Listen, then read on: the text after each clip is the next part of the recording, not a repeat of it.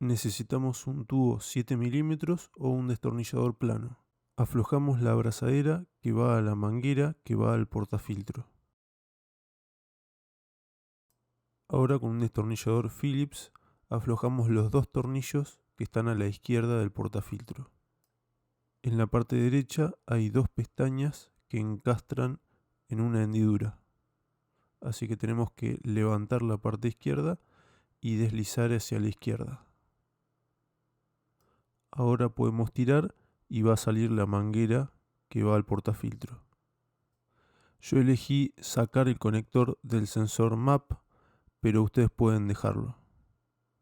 Solo tiene una pestaña que apretamos y tiramos y sale.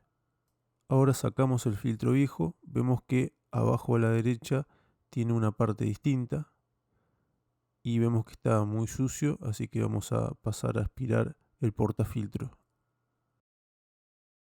Acá tenemos el portafiltro limpio y acá tenemos colocado el nuevo filtro.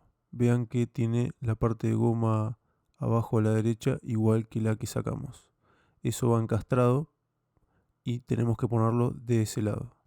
Ahora ponemos la tapa del portafiltro, va encajado en la derecha y cuando bajamos tenemos que apretar los tornillos Phillips.